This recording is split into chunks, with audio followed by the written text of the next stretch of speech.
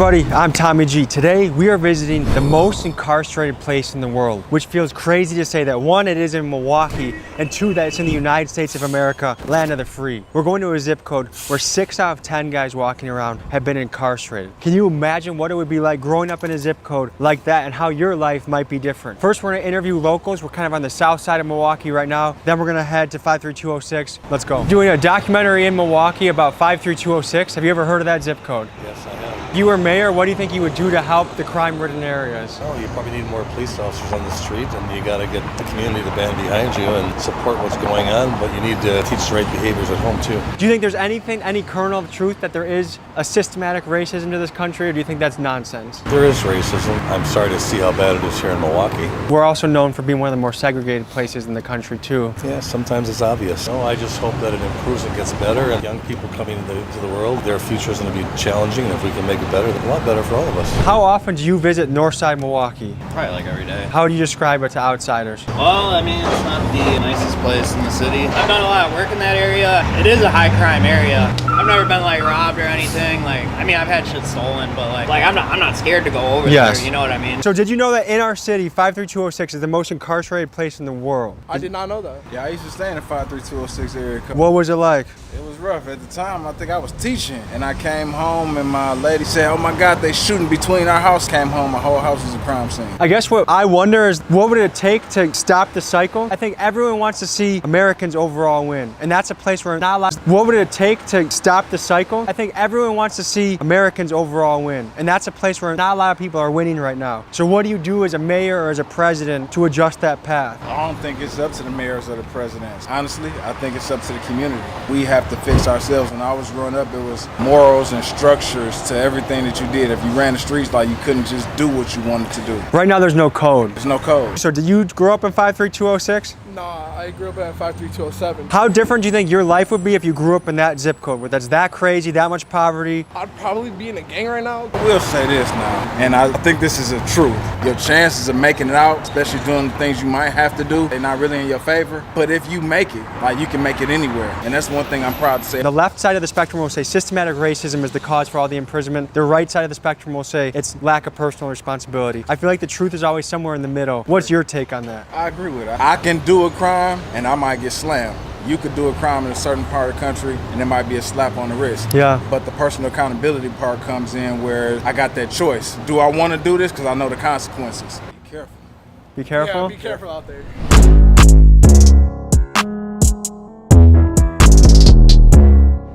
All right, so we're officially in 53206 right now. I got one of my buddies here. Your role's really smart around the city. He's an entrepreneur. Let's talk to him.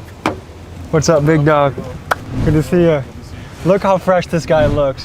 One day, hopefully, I can move like this. I fucking love it. He shows up sometimes with a bodyguard. Entrepreneurs have this mindset that they can always win, and he's like that.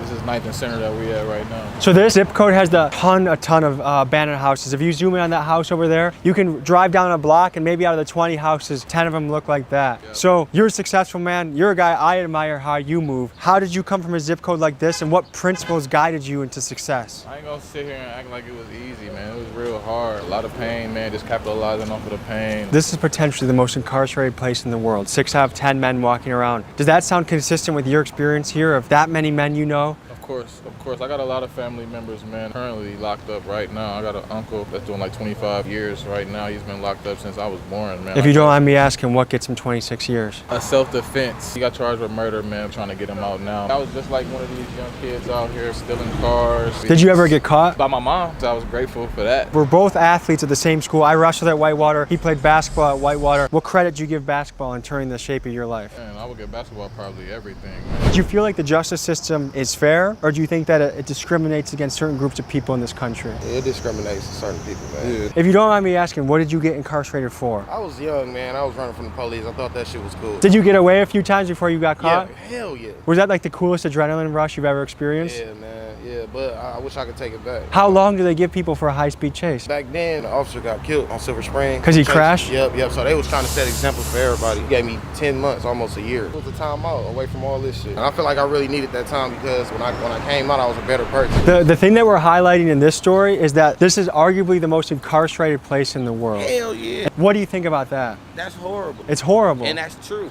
Yes. That's very true. I'll be watching plenty of documentaries about different countries, like shit in Canada. Motherfucker got caught serving weed to the undercovers and shit. Man, this motherfucker got probation. If they do that shit here, then motherfucker going to jail for 3-4 years. They shouldn't be in jail for drugs, period. They still want to call it a war on drugs. War over, drugs won. Whatever table they sat at and thought about, oh, well, jail would be the solution to the problem. No, they need to go back to that table. They need to rethink that system just all the way fucked up. They pimps. They the coldest pimps in the fucking world. That motherfucker get like 60,000 per person who get incarcerated. It's crazy that prison is a business, isn't it? It is, and that's why they can't shut that motherfucker down. The only thing we got here is prisons. One day they'll be teenagers and they'll be faced with temptations on how to make decisions. What will you do as a parent to make sure your kids don't follow the wrong path? Well, me personally, I try to hide certain shit from them, but I also let them see certain shit, and I talk to them. We have conversations about everything. I want them to know they come talk to me about anything. If you were mayor of the city, what would you do differently to change the cycle of this zip code? We might have a Kia boy up here. No bullshit. I saw the mask, I saw the Kia. They gotta have something for these kids to do. Ain't nothing for them to do. You close down everything, all the after-school programs. Our parks just getting redone. But if you go to Whitefish Bay and shit, man, they parks are fucking gorgeous. Yeah, and it's flooded with kids there. I swear to God, our parks, no. That's definitely them. What's up, fellas? All right, guys, so the story I'm covering today is that no one gets locked up more than in this zip code. How does that feel to be a young teen to grow up in a zip code like this? What was it like? That shit crazy. Good. Motherfuckers out here stealing cars, smacking, getting grind. Just like, look at her pumping the fucking stolen car. What's going on? So did you guys grow up, like, did you know any people in your, like the older guys in your circle? Did you see people go away? Hell yeah. And how did that impact your life? How did that make you Shit, think? motherfuckers come and go. Yeah. That shit, oh, motherfuckers come and go. That shit don't. So is it something that's just not a big deal and just kind of just expected? It's just what happens? That shit just come and go. Friends come and go. Girlfriends come and go. All that shit come and go. Move on with your life. Fortes come and go. Exactly. Cell toes come and go. Stolen cars come and go. So do you guys feel like there's enough stuff going on for kids in the summer? Like there's enough sports programs, there's enough after school programs. Hell no. Are you guys playing any sports this summer? I'll be playing basketball. Yeah? Do you ever play 21? 21, hell yeah. Maybe one day we'll have to meet up. You'll probably dunk on me, but we can play some 21 one day. All right, it don't matter. But to me, a sport changed my life. I've wrestled, I've done jiu-jitsu and kickboxing, and that stuff changed my life because it gave me discipline and focus. Do you feel like those opportunities are here in this zip code for kids to chase? Y'all see what be going on? Shit, look what everybody doing. Driving stolen cars and shit. I guess growing up here, did you feel like you always have to be kind of cautious on your pivot? Yeah. This Milwaukee we talking about. This key Milwaukee. Does the idea of prison ever scare you guys?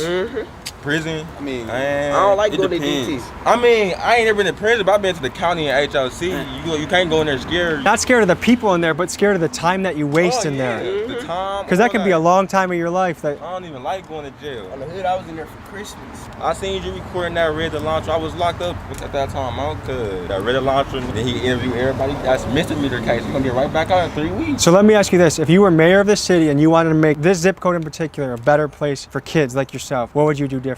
To be honest, the police ain't doing their job. They ain't doing their job. They want to flick their eyes. But once they get like 4-5 blocks ahead of their ass, they want to turn them lights off. Because they know they going to kill themselves trying to get behind a stolen car. So basically it's so treacherous that the police give up. Yeah, they scared for their life. I would be They too, might try to dude. bend one corner the wrong way and smack out. Ah, boom! I'm good. All right, fellas, any final thoughts? Yeah, just stay right here, man. Well, downtown the fucking mall. Downtown the mob, nigga. Fuck PMR, nigga. I don't care. Do you guys want us to blur out the license plate too? Yeah.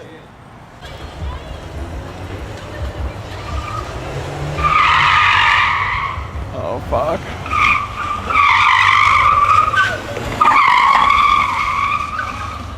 Okay, none of that. All right, we're getting the fuck out of here. Do you want to just send me the location? I'm gonna say it to you. Cool. I get it. These kids want to be cool, and I know that's how they think it's cool, but like having two people having to stop in traffic because you almost hit them is cool. It's like, dude, I wish I could put you in a wrestling program, work you out twice a day, you become a fucking savage. It is what it is.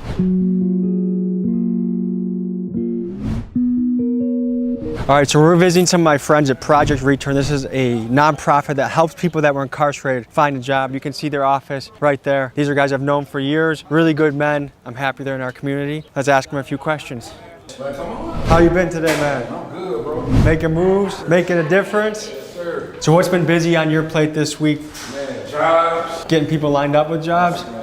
Same old same job, trying to help them with mental health, sign them up for counseling, all of that, man. Mental health, that's a tough one to crack too, because there's a lot of people right now that are struggling. That sound like Andre right there. Yeah, it does. Is that Andre? Yeah. Just out there trying to make that connection with Quad Graphics so we can get some more people some jobs. Everybody What's in the happening, building. man? Good to see you. What's happening? They coming in our office, bro. Welcome to Project Return, ladies and gentlemen. All right. So this is Project Return. We help men and women being released from prison who have blemishes on the background, whether it be a felony or misdemeanor. What we do here is try to help them, transition back into society. We try to help them with their employment needs, help them with housing needs, help them with clothing, help them with mental health. That is our certified mental health lady over here, Miss Amanda. And this is Miss Willie over here who helps with housing. Have both of you had experience with the system, or what? And how'd you land up in this spot? Everybody on staff at Project Return has had a brush with the court system or law enforcement. Everyone except Amanda. But You were the one I was watching out for too. but yes, we definitely have a personal experience with what's going on. That's why we love what we do. And when you got out, how hard was it to get your life back on track? Well, I know for myself, it took me 3.5 years. I could have easily went back and did some things. What happened to my daughter, I already knew if I go do this, get caught for this, then my daughter may lose out on her father for a while. I had to go do little odd jobs for a little bit of money or try to figure out some type of legal way to make some money until I went through a program, a transitional job program, and they brought me here to Project Return in 2011. It's a beautiful thing that you guys are paving the way for people, because in this country it's supposed to be, if you serve that time, it's done, it's over, you should be back in and have a fair shot at things. And That's the theory. yeah, that's the theory. But the practice is society still holds things against you. When we first got out, it was a struggle. Temporary jobs, under the table work. The key here is one, changing yourself, and two, an opportunity there to help you out. Me and Brian was blessed with the opportunity, and all we needed was one opportunity. Right. We ran with that, and now we both successes in our own way. Right. I love to see it, man. Can you give us a little bit more of a tour on what we got here? Yeah, sure. So this is where the magic happens. Yeah. This is intake room right here. People walk in Tuesdays and Thursdays, any week. They see your handsome mugs, they know they're in good hands, right? This is where intake happens. This is my office in here. I'm the employment specialist. Right now we're running our women's group and we talk about trauma and parenting and like domestic violence. Here is our conference room. See, Amanda's getting set up for her meeting, women's support groups. So if I'm hearing you right, it sounds like things for substance abuse, things for mental health, things for getting job connections, rental connections. Housing connections. For someone that gets out and they find you guys, that's a big blessing. We try to be a one-stop shop. I like it, man. What percent of people would you say have success when they get out? Let's say 10 guys get out. How many of them are going back to the same shit, and how many of them are using this as an opportunity to restart their life? We're generalizing this. So in general, I would think it's 5 and 5. Right. That's really dependent on the individual Right. and the circumstances they're in. And so are you guys overloaded right now, or if people watching this video in Milwaukee want some connections, are your doors open, or are you fully booked right now? We are here for the community. If the community needs us, our doors open every day, all day. Fantastic. This is Mr. Clem Richardson office. He is our AODA counselor. You can pretty much trust anyone named Clem. I've never been lied to by a Clem before, you know? So back here, this is where we have our clothing donations for individuals coming home. Oh, so suits and stuff for job interviews. I met these guys in the corporate world. I had to wear a suit and a tie, and He did. these were some of my favorite guys to visit though. So this would be like, when I was staring at my steering wheel wondering what the hell I was doing in my life, I'd come and visit these guys, get a smile on my face, and go back out and knock on some doors. With the limited resources that we have, we try to do what we can, you know. For us that know better, it's our job to give back. It's our job to do what's right so we can change what's going on. I love that, man. Pleasure seeing you again. Likewise, bro. All right, keep making moves, all right? You too, man. I love Milwaukee. I love my city. I really want to be covering good stories about good people. One thing that's interesting to me is we've talked to people that have formerly been incarcerated, and they seem like they really have their life on the right path. And we've also talked to kids that the betting odds is they're on that path. They're going that route, and they seem extremely reckless. I know personally, people in my circle, like I just had a bachelor party, and 4 out of the 9 guys had been in jail or in prison or on house arrest, which is kind of an interesting thing thing to think about, and all of them were better off after they served their time. I wonder if it's not a question of should you serve your time, but question of what should the conditions of prison be like? Should there be more education in prison? Is this the best solution we have? And also just the staggering numbers. To think that the US alone incarcerates 2 million people a year, way more than even China that has 1 billion people there. We incarcerate more than China. But we're going back to talk to my friend Demetrius in a more secure location. One of my biggest pet peeves in life is paying for parking. I pay taxes here, I pay taxes on everything, you pay taxes on everything, and they still charge us to park. It's some communist bullshit. We're going here to talk to a man someone that I admire, respect, and is doing things the right way as a businessman.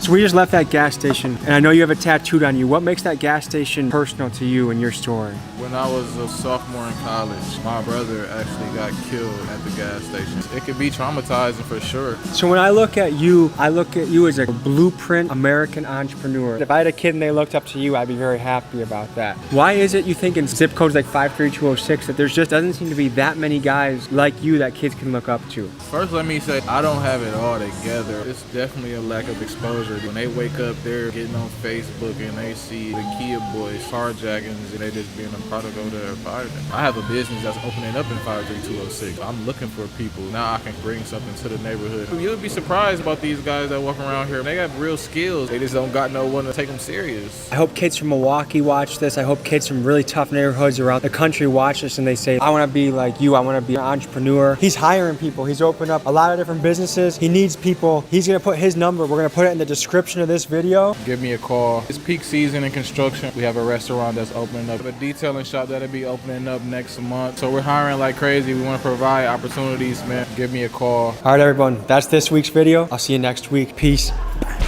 Big dogs gotta eat, baby. Shirts, hats on the website, TommyGMcGee.com. I love you guys. Let's get it.